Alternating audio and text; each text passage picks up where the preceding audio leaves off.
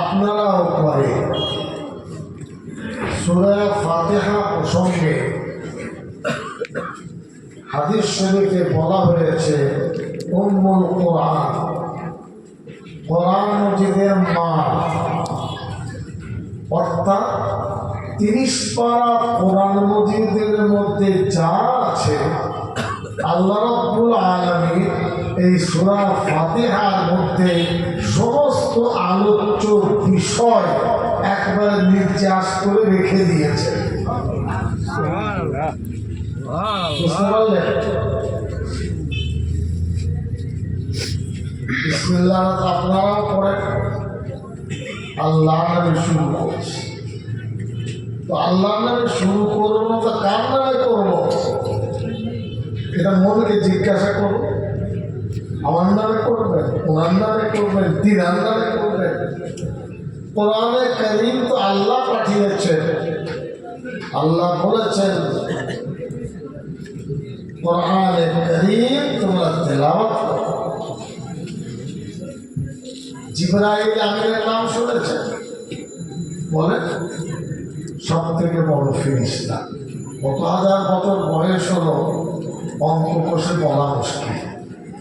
যে বাবা আদমের যুগ থেকে নবীজি সাল্লাল্লাহু আলাইহি সাল্লামের যুগ পর্যন্ত হযরতে জিবরাইল ছিলেন, এখনো আছে।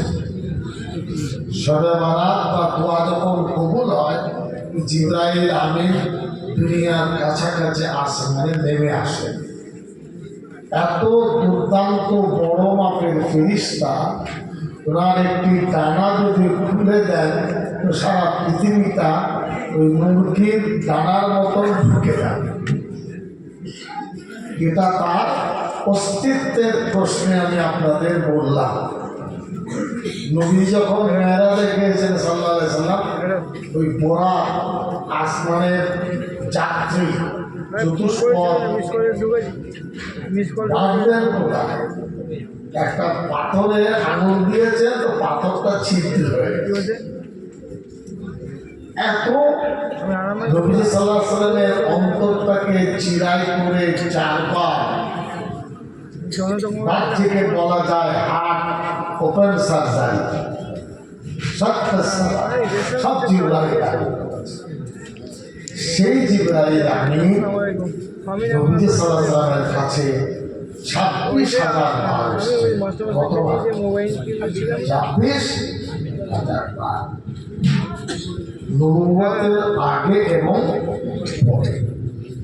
আমাদের আম্মা জান মুসলমান, ইমানদার উম্মুল মুমিনিন আয়েশা সিদ্দিকা সচক্ষে হযরত জিবরাইল আমিনকে দেখেছেন।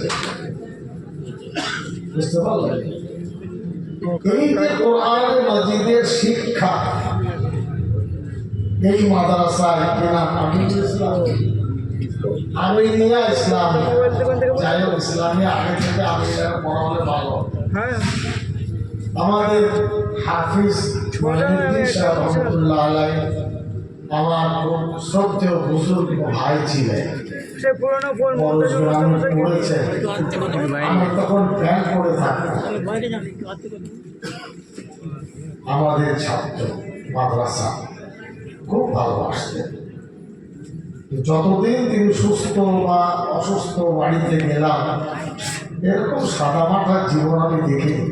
বিশ্বাস, তার বাড়ি গেছি, দেখতে পাচ্ছি হাফেজ সাহেবের স্ত্রী বাইরে আছে, ছোট্ট একটি ঘর, উপরে খড়, নিচে মাটি, প্লাস্টার। চৌকিতে দুজনের বেশি মাথা গোজা যাবে না। একটি চেয়ার পাশে। হাফেজ সাহেবকে দেখে আমার মনটা কি হলো আমি বলতে পারব। এত বড় মাদ্রাসা করে একটা কুড়ে ঘর, দুজন বসার জায়গা নেই, জীবনটাকে বিলিয়ে দিলেন শিক্ষক ছাত্র আরামবাগের মানুষের জন্য। এই ছিলেন হাফেজ মুহিউদ্দিন সাহেব। তার ছেলেদের তিনি আলিম হাফিজ করেছেন। এই দ্বীপ বা এই আলো সেখান থেকে এসেছে, আমাদের হাফিজ মুনির ধরে দিয়েছে। যাই হোক, এ প্রসঙ্গে আর আমি যাচ্ছি।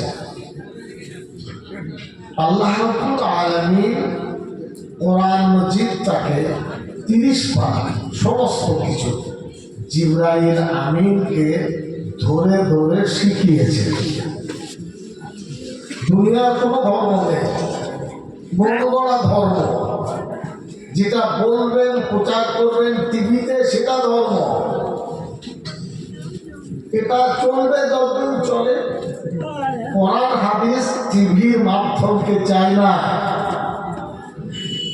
টিভি আর প্রচার যন্ত্রের মাধ্যমে কোরআন হাদিস বেঁচে নেই। বুঝতে পারছি আমি কেন?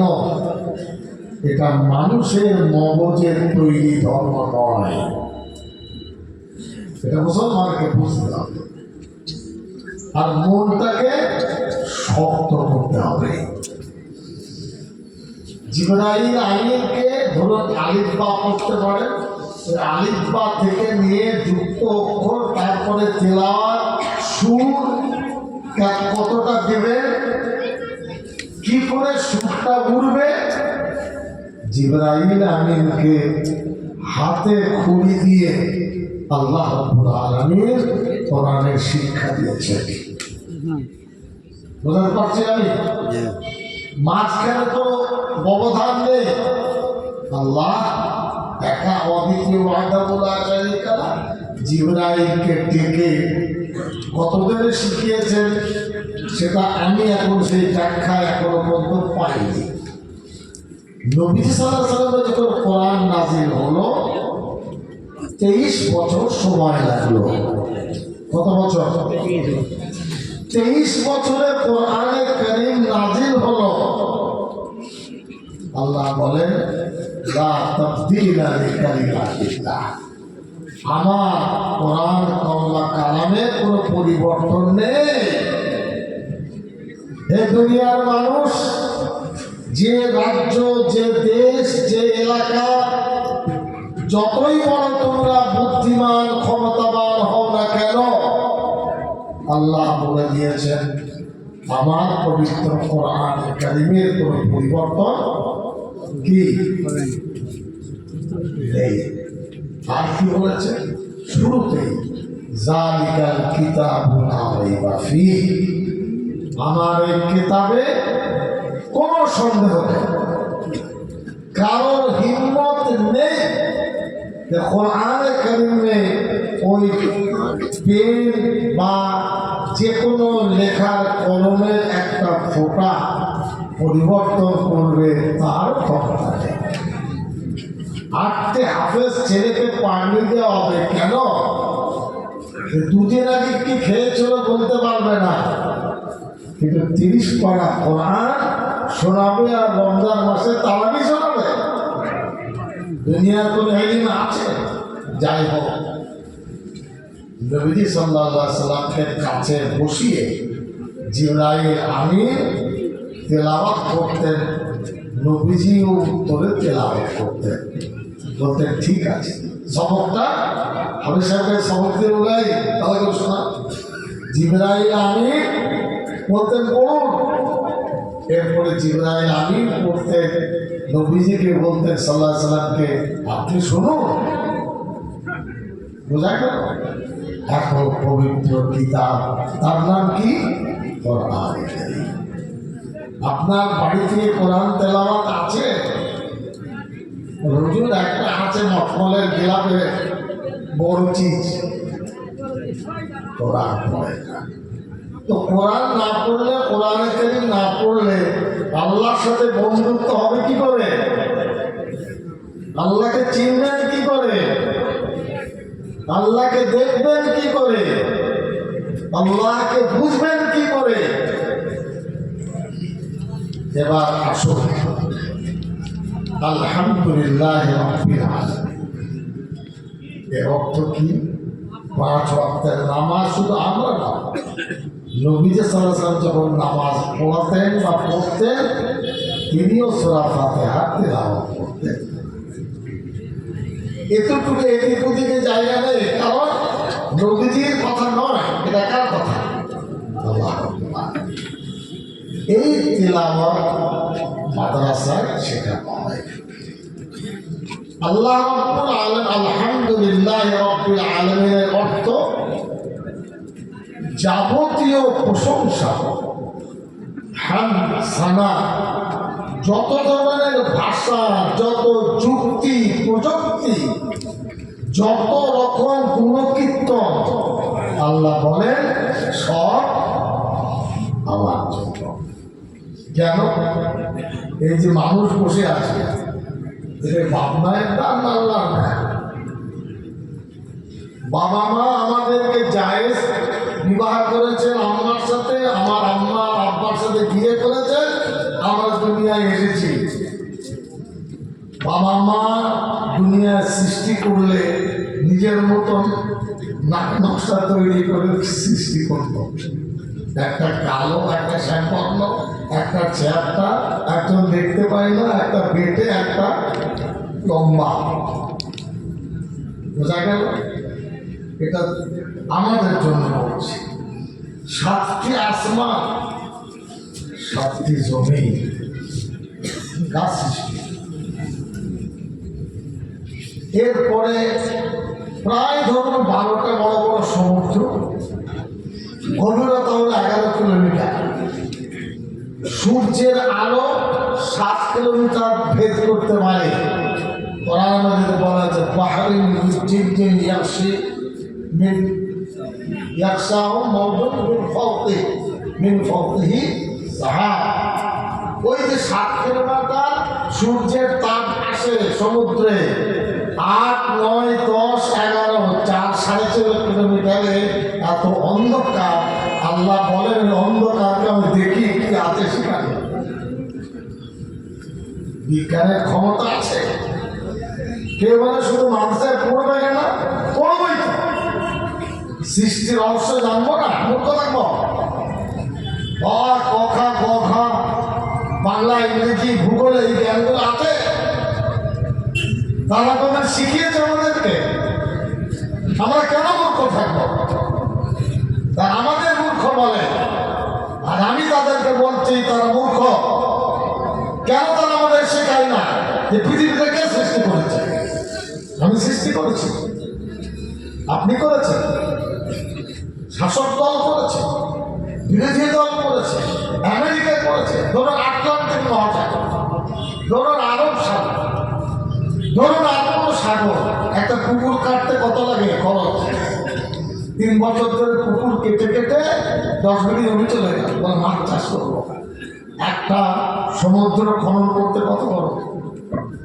কারা করেছে? দাপিয়ে বেড়াচ্ছে জাহাজ নিয়ে। যে আমরা জানতে চেষ্টা করবো না এই সমুদ্রের উৎপত্তি কোথায়? আল্লাহ আপনাকে ধার নিয়েছিলেন সমুদ্র কাটা হবে? হ্যাঁ, না। এই রহস্যগুলো কে বলবে? আল্লাহ বলেন আমার প্রতি, আমার সৃষ্টির প্রতি দেখো, আমি সব কিছুর উত্তর দেব।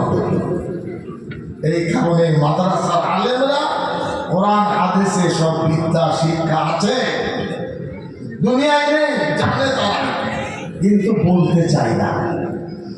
এই যে ধরুন আমরা বসে আছি, আমাদের পিছনে আছে আমেরিকা। সমস্ত পৃথিবীটার ওজন কত? বলে আরামবাগের ওজন কত, আপনার বাড়ির ওজন কত? ওটা ছেড়ে দেয়।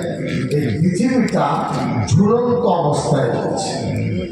একবার সায়েন্স নিয়ে ভেবেছে একটা ফলকে পাঠান দিকে ততক্ষণ তাকে দেখি, একটা উড়োজাহাজ 10 ঘন্টা উঠবে, নামতে বাধ্য, পেট্রোল জ্বালানি, 35,000 ফুটের উপরে সূর্য, আপনার উড়োজাহাজ উড়ে না। কেন?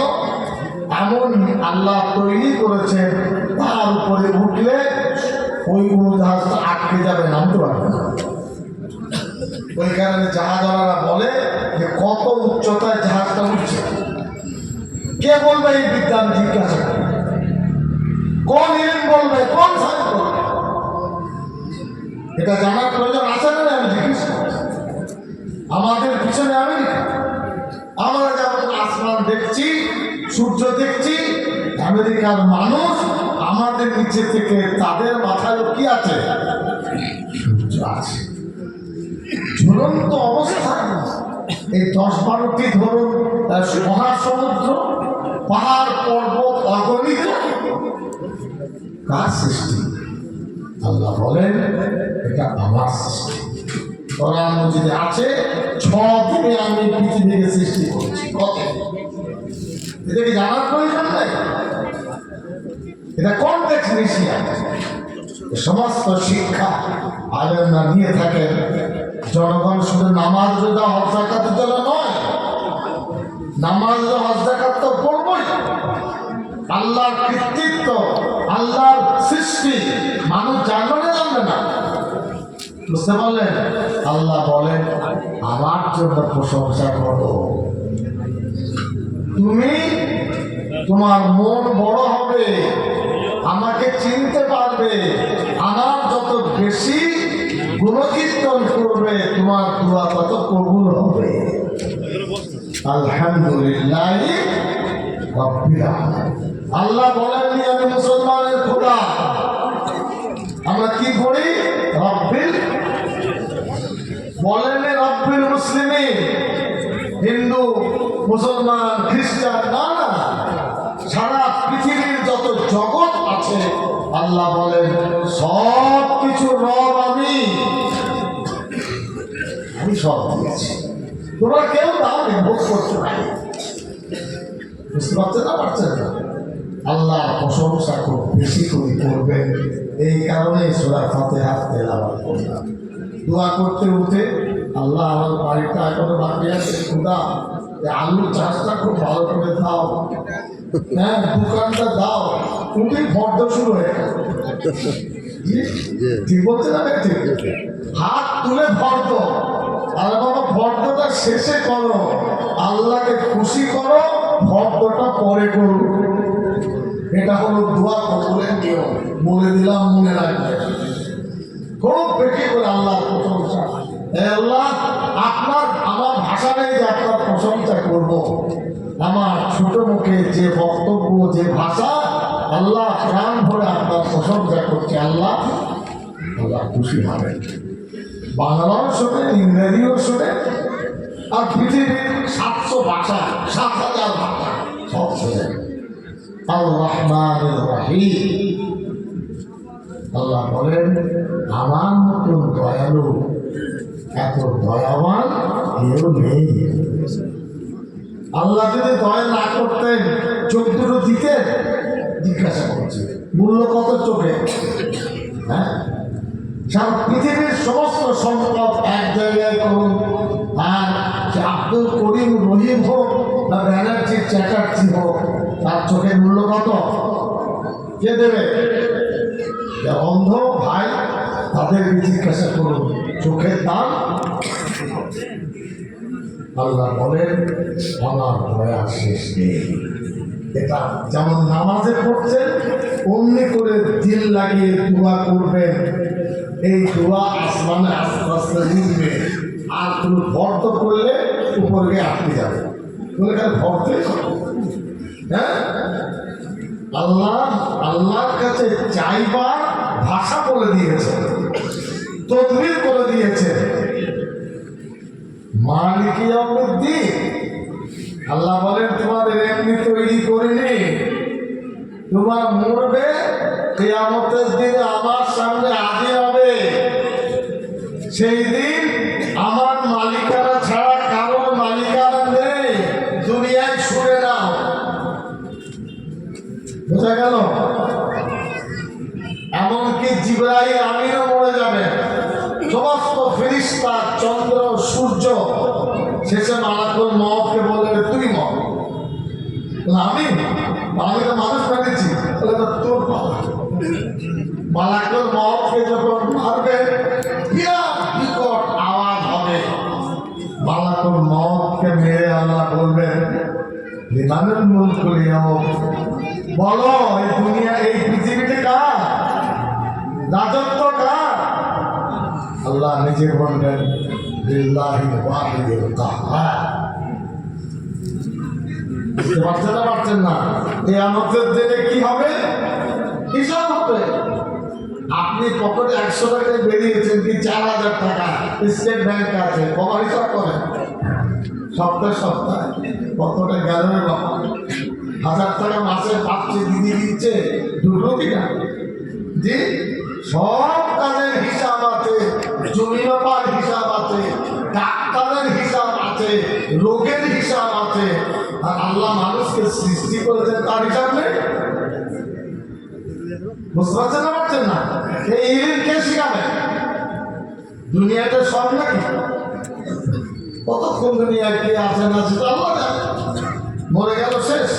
তাহলে বলেন না, মরণের পর থেকে কিয়ামত পর্যন্ত এটা বার্তাক বলে, এটা একটা হিসাব। আর কিয়ামতের দিনে আমি তোমাদের হাজির করব, আমরা দোয়া চাইব, আল্লাহ দয়ার নবীর শাফাআত যেন আমরা পাই, বলুন আল্লাহ। আমার সাহাবারা বলছেন, ওগো দয়ার নবী, কিয়ামতে তো সবাই থাকবে, আমাদের চিনবেন কি করে এত ভিড়ে? হাদিস শরীফে নবী সাল্লাল্লাহু আলাইহি ওয়াসাল্লাম বলেছেন, কোরআনে কারীমের মধ্যে আছে, এই যে আমরা ওযু করি, হাত মুখ পা অন্য উম্মতদের আলোকিত হবে না, কিন্তু নবীজির উম্মতের এই সব মুখ হাত আলোকিত হবে নূর দিয়ে। ওই দেখো আমার উম্মত যাচ্ছে, ওই দেখো আমার উম্মত যাচ্ছে, ওই দেখো আমার উম্মত যাচ্ছে। এই কারণে নামাজের জন্য ওযু প্রয়োজন। কিয়ামতের দিনে বিচার হবে। কোনখানে আজকে একটা সুইচ টিপে আমেরিকায় কি হচ্ছে গুগলে দেখে দিচ্ছে, সত্যি না মিথ্যা? আজকে সারা পৃথিবীতে কি হচ্ছে? দিল্লি থেকে হারলো জিতলো, যেটা এটা যদি মানুষের বুদ্ধিতে হয়, আল্লাহ রাব্বুল আলামিন যিনি যার বিচক্ষণতা এর কোনো শেষ নেই, আল্লাহ বলে আমার কাছে চুটকির খেয়ে ধরবার হিসাব করবো। এই ভয়টা যেন মনের মধ্যে থাকে। আল্লাহ যদি চান মাফ করে দেবেন, আল্লাহ যদি চান লটকে দেবেন। আমলের গুণে যাওয়ার ক্ষমতা নেই আল্লাহর দয়া ছাড়া। বোঝা গেল? জান্নাত আছে, জাহান্নাম আছে। নবী সাল্লাল্লাহু আলাইহি ওয়াসাল্লাম 7 আসমান ভেদ করে দিয়েছিলেন, সচক্ষে জান্নাত দেখেছেন, সচক্ষে জাহান্নাম দেখেছেন, এসে বলেছেন সাহাবাকে। বোঝা গেল? আল্লাহ দেখিয়েছেন। উম্মতদের বলো, এত দৌড়াদৌড়ি করো না। চালাক মানুষকে, যে ব্যক্তি নিজের মরণকে স্মরণ করে, সেই হচ্ছে সব থেকে বড় চালাক, বুদ্ধিমান। আর বোকা যে মরণকে ভাবে না, হ্যাঁ, ঘুরিয়ে বেড়াচ্ছে। আসলো করোনা, কথাও বললো না, দাঁড়িয়ে পড়ে গেল, মরবেই। আল্লাহ তোমার সঙ্গে পরামর্শ করবে না? জি, পরামর্শ করলে ছাড়বেন কাউকে না তো। আল্লাহ হযরত সুলাইমান আলাইহিস সালাম, মালাকুল মউত এসেছে, বলছে কে? মালাকুল মউত। কার কাছে? হযরত সুলাইমান। আপনার সময় শেষ হয়ে গেছে, কিন্তু ভালো করে শুনুন, 1 ঘন্টা সময় আছে। কে বলছে? মরণের ফেরেশতা। কাকে? সাইয়্যিদানা সুলাইমান আলাইহিস সালাম। উনি ওই বাইতুল মুকাদ্দাস জেরুজালেমের মসজিদের বাণী স্থাপক তো তার হাতে। আমি বললেন আচ্ছা, তখন বললেন জিনদের হুকুম দিলেন, খুব তাড়াতাড়ি একটা কাচের ঘর তৈরি করে দাও। জিনদের শক্তি বেশি, অল্প সময়ের মধ্যে একটা কাচের ঘর তৈরি। সুলাইমান আলাইহিস সালাম উজু করে নামাজের জন্য দাঁড়ালেন, আর পিছনে একটা লাঠি ভর দিয়ে ঠ্যাক দিয়ে দাঁড়িয়ে নামাজ পড়ছেন। মালাকুল মউত ঠিক 1 ঘন্টার মধ্যে কাঁচের ঘরে জিন্দেগি নিয়ে চলে গেল। এবার যারা শ্রমিক কাজ করছিল, জিন বা অন্যরা দেখা তো কাজ অনেক হুজুর তো নামাজ পড়ছে, সুলাইমান আলাইহিস সালাম কি করছে, আর সবাই দেখতে পাচ্ছে সুলাইমান বসে আছে। এই করতে করতে করতে করতে হঠাৎ একদিন দেখছে সুলাইমান আলাইহিস সালাম ধপাস করে পড়ে গেলেন। তখন উপস্থিত ভাবলেন সুলাইমান তো মরে গেছে। তখন যে যার মতো ছুটি পালানো। তখনকার বিজ্ঞান আবিষ্কারক তারা ঠিক করছে এই সুলাইমানের লাঠিটা দুই পোকাতে খেয়েছে। একটা লাঠি এত লম্বা, হিসাব করো তো একদিনে কতটা লাঠি খেতে পারে পোকা। হিসাব করে করে তখনকার দার্শনিকরা বললেন 1 বছর আগে সুলাইমান আলাইহিস সালাম মারা গেছে, লাঠি প্রমাণ করে দিচ্ছে। আমাদের দয়ার নবীর কাছে মালাকুল মওত এসে সাল্লাল্লাহু আলাইহি কাছে নবীজিকে বলেছে, আল্লাহ সালাম দিয়েছেন, জিবরাইল আমিন এসেছে, মালাকুল মওত সালাম দিচ্ছে। আল্লাহ বলেছেন আমার নবীকে বলো তিনি যদি থাকতে চান দুনিয়ায় যতদিন চাইবেন তাকে জিজ্ঞাসা করো। নবীজি সাল্লাল্লাহু আলাইহি সাল্লাম আল্লাহ সব থেকে প্রিয় মাহবুব জি হাবিব, তিনি বললেন না, আল্লাহ যেটা ফয়সালা সেটাই হবে, দুনিয়া থেকে চলে গেলেন। এটা শোনাচ্ছি কেন? সাবধান হবে মরণ প্রসঙ্গে, বুঝতে পারলেন? যুবক যুবতী যত রকম আজ রোগ বেরিয়েছে, এরও আগে ছিল না। মানুষ যত অত্যাচার অবিচার করছে, নতুন নতুন দুরারোগ্য ব্যাধিতে ধরছে। ক্যান্সারের ওষুধ নেই, হবে কি করে? ছোট ছোট কারণে বাসে উঠতে উঠতে ধপাস, ডাক্তারের টেবিলে ধপাস, হ্যাঁ, ছেলে বউ একবার কথা বললো না, মা ঠিকাদারি নিয়ে চলে যাবে। জি, এটা বললাম কেন? আমাদের দিনে জান্নাত জাহান্নামের ফয়সালা বিচার হবে। আল্লাহ তাকে দোয়া করুন এবং সেই বিচার হবেই। নেকির পাল্লা ভারী হলে একটি দোয়া শিখিয়ে যাচ্ছে, এখানে সব বড় বড় আলেমরা আছে, এটা উঁচু করে পড়বে। কিয়ামতের দিনে আমলনামা পাল্লাটা ভারী হবে। বুখারী শরীফে শেষ হাদিস আমার সাথে পড়ে নেন, সুবহানাল্লাহি ওয়া বিহামদিহি সুবহানাল্লাহিল আযীম, সুবহানাল্লাহি ওয়া বিহামদিহি। নবী সাল্লাল্লাহু আলাইহি ওয়াসাল্লাম আল্লাহ খুব ভালোবাসতেন। মুহাদ্দিসরা বলছেন নবীজিকে আল্লাহ শিখিয়েছেন, তোমার উম্মত খুব দুর্বল গো, ওগো আমার হাবিব তুমি উম্মতকে শিখিয়ে দাও, তারা যেন কিয়ামতের দিনে বর্ষিত পেয়ে যায়। এই দোয়াটা পড়বেন, কি দোয়া? সুবহানাল্লাহি ওয়া বিহামদিহি। ওযু করে পড়লে ভালো, বাকি অবস্থায় পড়বেন, জান্নাতে পাল্লার ওজন ইনশাআল্লাহ ভারী হবে। ইয়াকা না'বুদু ওয়া ইয়াকা নাস্তাঈন। আল্লাহ বলে দিচ্ছেন আমার ইবাদত করো আর আমার কাছে সাহায্য চাও।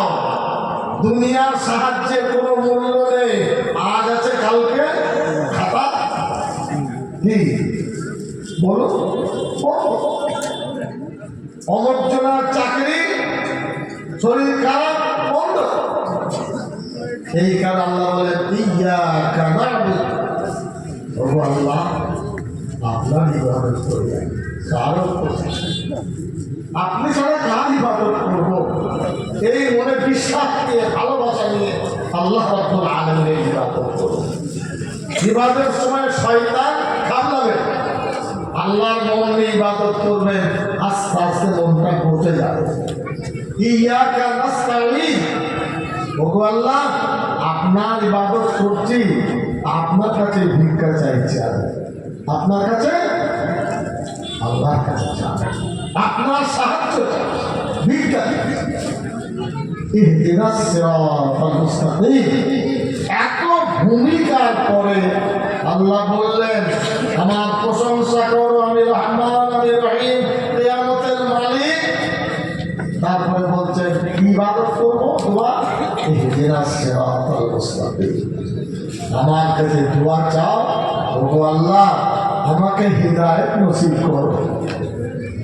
হিদায়াতের ব্যাপারটা নিজের হাতে নেই, আল্লাহ আল্লাহ যদি হিদায়াত দেয় তবেই হিদায়াত হবে। কাজ হওয়ার উপরে হিদায়াত হবে না।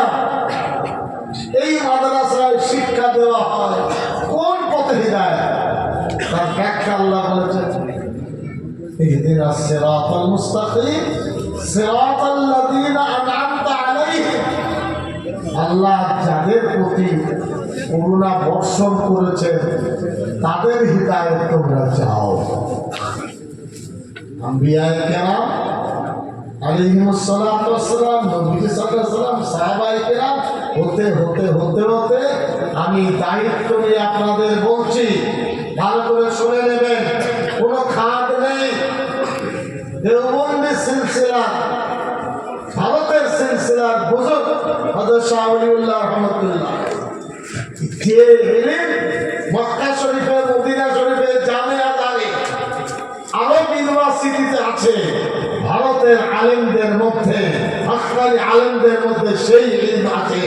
আলহামদুলিল্লাহ, এটাই হলো সিরাতুল মুস্তাকিম। আল্লাহ বলছেন আমার কাছে ভিক্ষা চাও, গায়রিল মাগদুবি আলাইহিম ওয়ালাদ-দাল্লিন।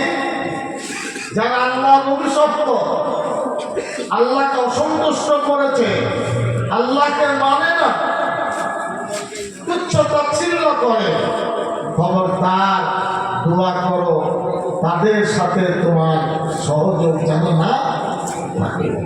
বুঝতে পারলেন না? পারলেন না? এই সূরা ফাতিহা যেমন পড়ছেন তেমনি মন দিয়ে দোয়া করবেন। আমি আর কথা বাড়াবো না। এই মাদ্রাসা সহ 1200 মাদ্রাসা পশ্চিম বাংলায় আমরা চালাই। শেয়ারাবাদের হুজুর বললেন এবার পরীক্ষা 24,000 ছেলেরা পরীক্ষা দিয়েছে। কত বললাম?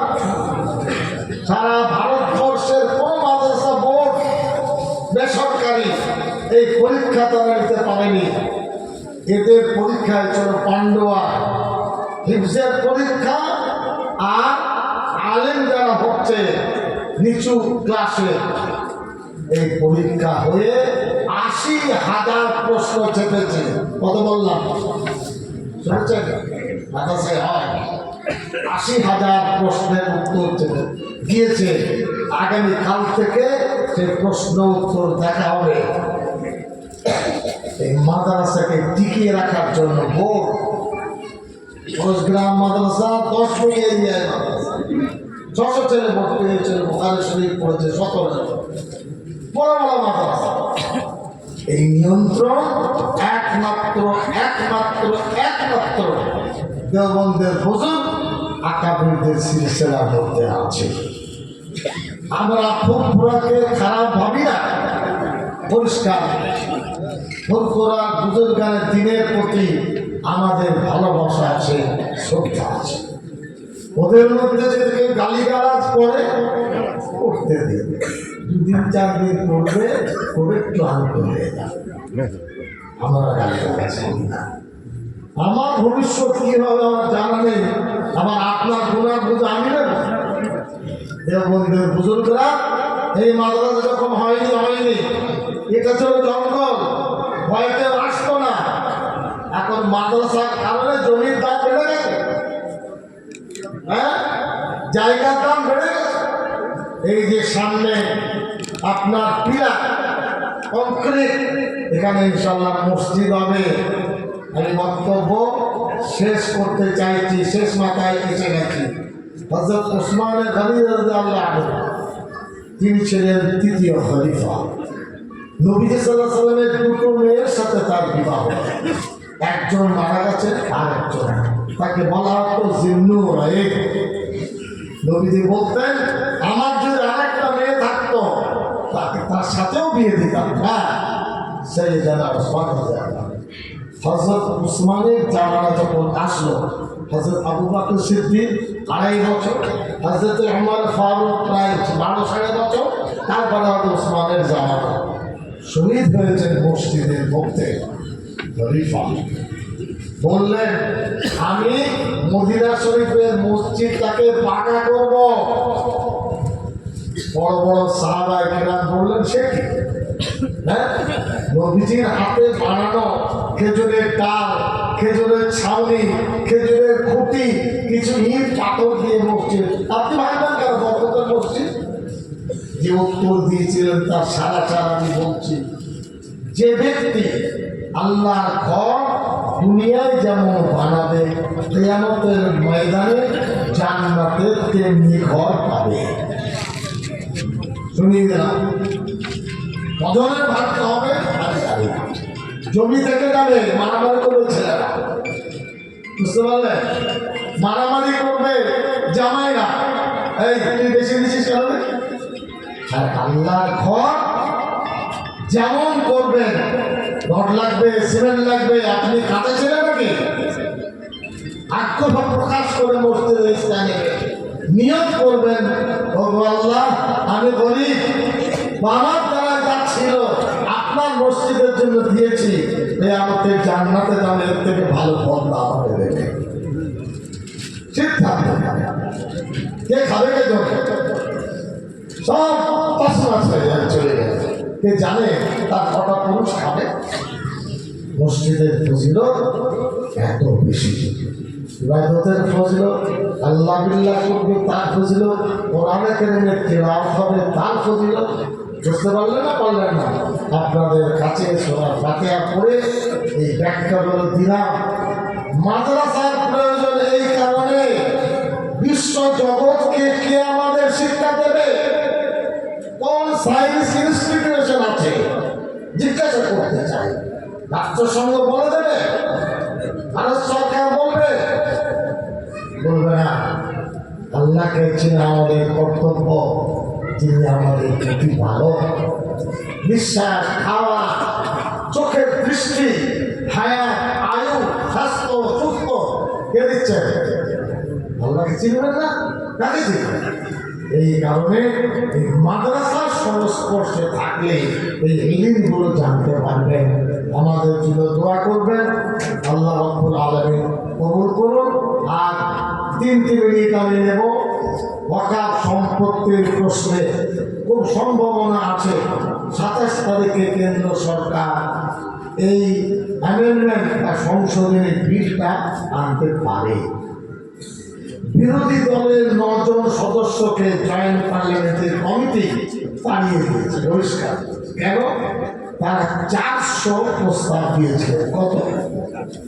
তারা Bharatvarsha government, non government organization, আর বিরোধীরা দিয়েছে 2-4টে, তাকে দেওয়ার নয়, কিন্তু ক্ষমতা, যে ক্ষমতায় তারা ওই আপনার স্পিকারের কাছে জমা দিয়েছে।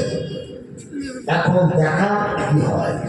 একটা পথ হলো ওয়ান নেশন ওয়ান ভোট, এক জাতি এক ভোট। ওইভাবে বিরোধীরা জোট পেলে বিজেপি শুয়ে যাবে। আর বিজেপির যদি দুর্ভাগ্য হয়, তা বিলটা নিয়ে জোর করে বলবে পাস করলাম। বোঝা গেল?